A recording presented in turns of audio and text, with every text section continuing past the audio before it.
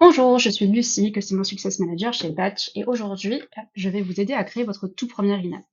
Pour rappel, les in-apps sont des messages qui peuvent être affichés dans votre application à tous vos utilisateurs, qu'ils soient opt-in ou non.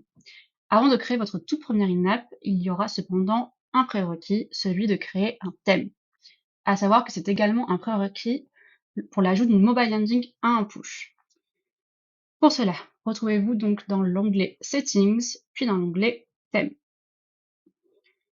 Au niveau des thèmes, ici, vous retrouverez donc tout d'abord les différents thèmes qui ont été créés par votre équipe.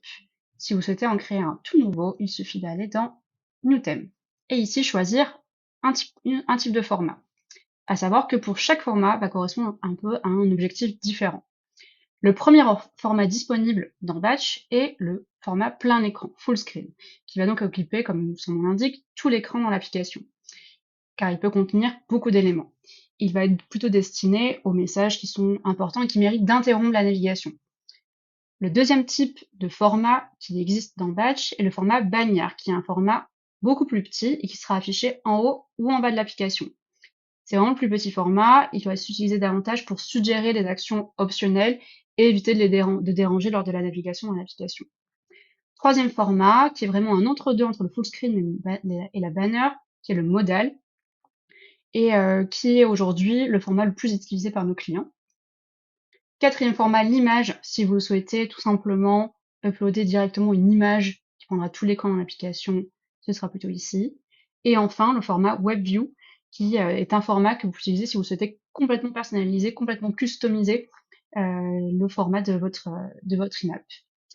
Dans mon cas, aujourd'hui, je souhaite créer un nouveau format, un nouveau thème au format modal. Premier élément à customiser, à modifier, ça va être le style de l'in-app, plutôt en light ou en dark. Dans mon cas, je préférerais light. Et également la couleur un peu globale de l'in-app. Dans mon cas, puisque je crée un format pour le Batch Store, je mets les couleurs du Batch Store. Si tout est bon, plus qu'à continuer et arriver donc sur la page de customisation globale de l'in-app. Tout d'abord, donner un nom à votre format facilement identifiable par vos équipes. Dans mon cas, ce sera donc un Batch Store modal.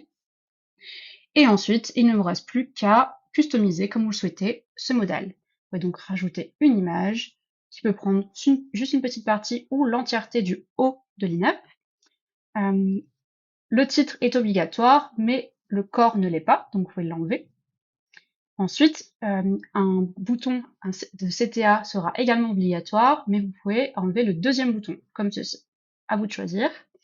Vous pouvez enlever le close button et rajouter un auto-dismiss. L'auto-dismiss va correspondre à une sorte de compte à rebours pour faire disparaître l'in-app, en général 10 secondes. Si tout est bon à ce niveau-là, il reste encore une étape qui va être de vérifier que tout fonctionne sur le téléphone en faisant un test. Et donc pour cela, vous allez au niveau de la preview, ici, vous recherchez votre device du test et vous le testez. Si tout est bon, plus qu'à sauvegarder, ici, et à retourner ensuite dans la partie Automations pour créer son premier in-app.